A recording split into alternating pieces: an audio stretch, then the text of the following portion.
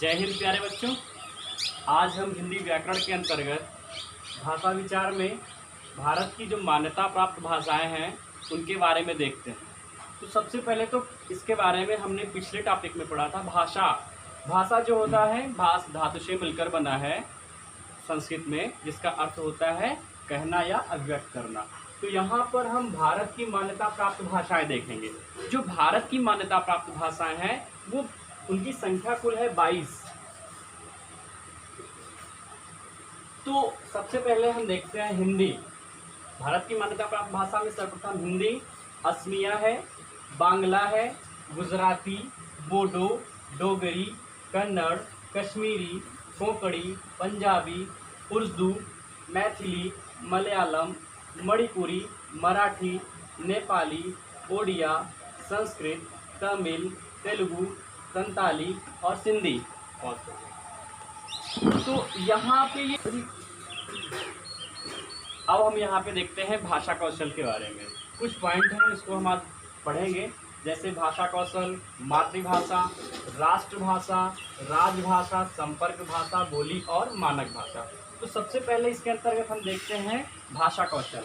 तो भाषा कौशल जो होता है उसकी संख्या 4 होती है। भाषा कौशलों की संख्या 4 होती है। अगर इसको क्रमानुसार हम अध्ययन करेंगे सीरियल से, तो इसमें सबसे पहले आता है सुनना, लिसनिंग। फिर उसके बाद आएगा दूसरा बोलना, फिर उसके बाद आता है पढ़ना और सबसे अंत में आता है प्यारे बच्चों लिखना। यानी भाषा कौशल की जो संख्या होती है 4 होती है। यानी सबसे पहले जो भाषा विज्ञानियों ने इसके कौशल को क्रमानुसार दिया है, मनोवैज्ञानिकों को सबसे पहले कोई बच्चा सुनेगा किसी चीज़ को, फिर बोलेगा, फिर पढ़ेगा और उसके बाद लिखेगा। इस हिसाब से भाषा कौशलों की संख्या 4 हो गई।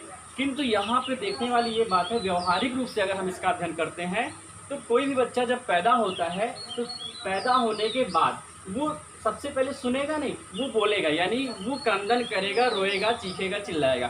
फिर उसके बाद धीरे धीरे वो किसी, अगर मान लीजिए उसके बाद वो बड़ा हुआ, विद्यालय गया, तो वहाँ पे सबसे पहले उसको टीचर बोलना सिखाते हैं।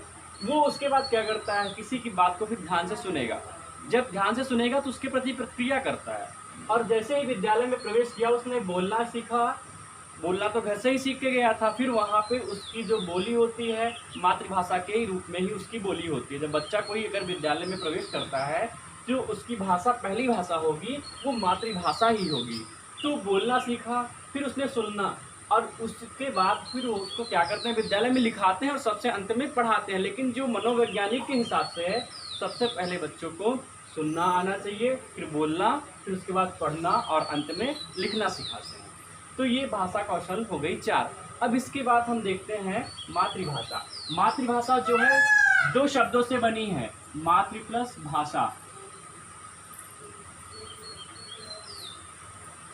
अगर इसको हम आसानी से समझते हैं, मातृ यानी कि माता, यानी माँ, माँ की भाषा। अब इसका तात्पर्य होगा कि माँ की भाषा से मतलब क्या है। तो माँ की भाषा यानी जो बच्चा है, जिस बच्चे की माँ जिस भाषा का प्रयोग करती है वही उसकी मातृभाषा होती है। यानी जब बच्चा पैदा होता है, अपने घर में रहता है, तो सबसे पहले वो भाषा जो है अपनी माता से ही सीखता है। यानी मातृभाषा का मतलब हो गया जो अपनी माँ से सीखी हुई भाषा होती है, उसे क्या कहेंगे, मातृभाषा कहते हैं। अब इसके बाद हम देखते हैं राष्ट्रभाषा। तो राष्ट्रभाषा 2 शब्दों से मिलकर बनी है, राष्ट्र और प्लस भाषा।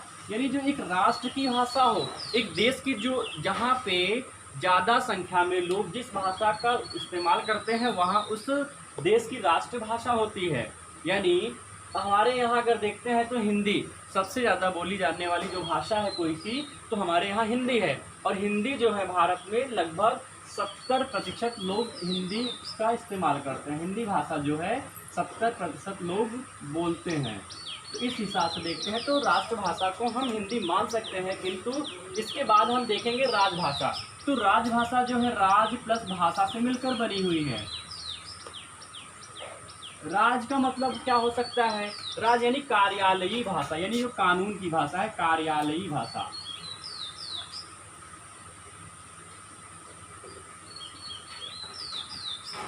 प्यारे बच्चों, यानी कि राजकाज की भाषा, यानी जिसमें हम लोग कार्यालय के रूप में जिस भाषा का प्रयोग करते हैं राजकाज के रूप में उसी को हम राजभाषा कहते हैं, यानी राजकाज की भाषा।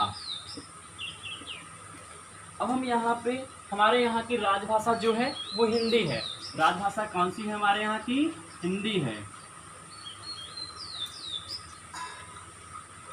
अब यहाँ की राजभाषा हिंदी है, तो हिंदी के बारे में थोड़ी जानकारी लेते हैं हम लोग। जो ये हिंदी है, हिंदी हमारी राजभाषा है और हमारी मातृभाषा भी है। तो सबकी अलग अलग मातृभाषा हो सकती है। हमारी तो मातृभाषा हिंदी है, आपकी हो सकती है कन्नड़ हो या गुजराती हो, लेकिन हमारी हिंदी है। तो ये जो हिंदी है, हिंदी को हम लोग, ये हिंदी राजभाषा कब से होने लगी? 14 सितंबर 1949 से संविधान संशोधन अनुच्छेद 343 के तहत, अनुच्छेद 343 के अंतर्गत हिंदी को 14 सितंबर 1949 में संविधान में राजभाषा का दर्जा दिया गया। और 14 सितंबर के दिन ही हम हिंदी दिवस मनाते भी हैं। 14 सितंबर के दिन को हम कौन सा दिवस मनाएंगे? हिंदी दिवस के रूप में जानते हैं। अब इसके बाद हम लोग संपर्क भाषा देखते हैं। थोड़ा इरेज कर दें।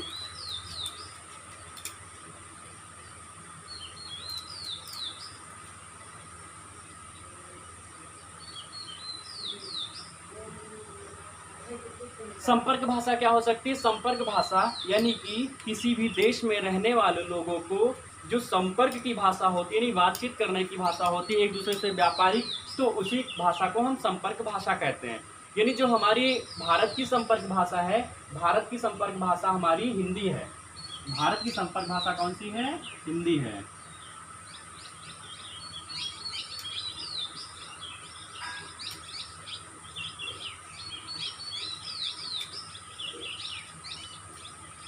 भारत की संपर्क भाषा हिंदी है।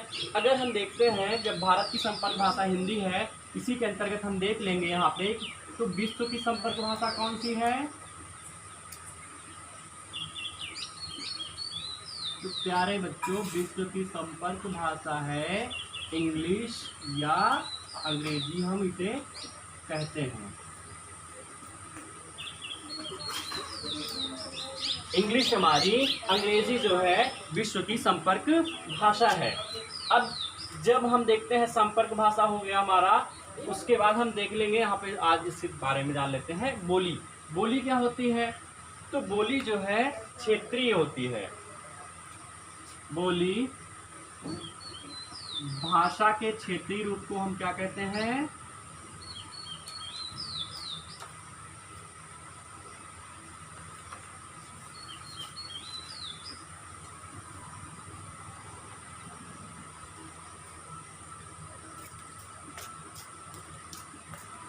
भाषा के क्षेत्रीय रूप को ही हम बोली के नाम से जानते हैं।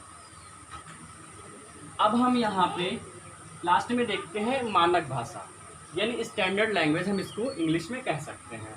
तो हर एक देश की, यानी हर जो जितनी भाषाएं होती हैं उनकी एक मानक होती है कि उसमें किन शब्दों को कैसे लिखने का ढंग होता है, क्या कैसे, तो उसी को मानक भाषा के रूप में देखते हैं। तो मानक भाषा के बारे में जानते हैं कि ऐसी भाषा जो विद्वानों के द्वारा स्वीकृत की गई है।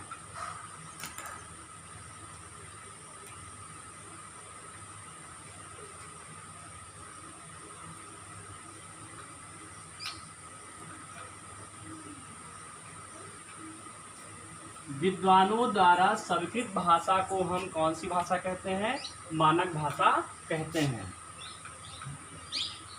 अब इसके बारे में थोड़ा और जान लेते हैं। जैसे कि मान लीजिए अगर कोई भी भाषा है, जैसे हमारे यहाँ हिंदी ही हो गई है, तो हिंदी अगर हम देखते हैं तो हिंदी में क्या है कि जैसे कि बहुत सारी भाषाएं आ गई हैं। हिंदी के अंतर्गत उर्दू भी आती है, इंग्लिश में कुछ शब्दकोश उसमें इंग्लिश के भी हैं।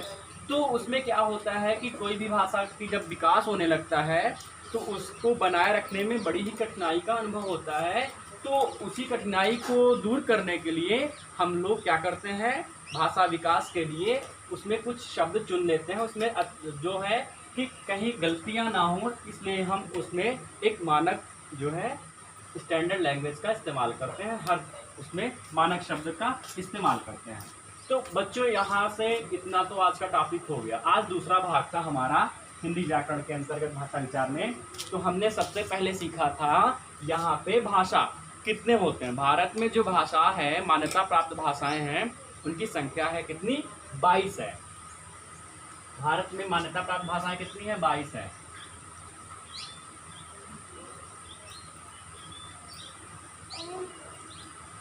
हिंदी, संस्कृत, कन्नड़ इत्यादि करके भारत में मान्यता प्राप्त भाषाओं की संख्या 22 है। फिर हमने जो है भाषा कौशल देखा था। भाषा कौशल की संख्या 4 थी। हाँ, सुनना, बोलना, पढ़ना, लिखना, मातृभाषा पढ़ा। मातृभाषा यानी जो माँ के द्वारा बोली जाने वाली भाषा है वही मातृभाषा है। फिर राष्ट्रभाषा, एक पूरे राष्ट्र की भाषा। राजभाषा को देखा था हमने। राजभाषा के बाद हमारी संपर्क भाषा हो गई। भारत की संपर्क भाषा हमारी हिंदी है। और बोली, भारत भाषा के क्षेत्रीय रूप को हम बोली कहते हैं। मानक भाषा क्या होती है कि विद्वानों द्वारा जो भाषा स्वीकृत की गई होती है उसी को हम बोली कहते हैं। तो आज का जो है टॉपिक यहीं पे समाप्त करते हैं। थैंक्स।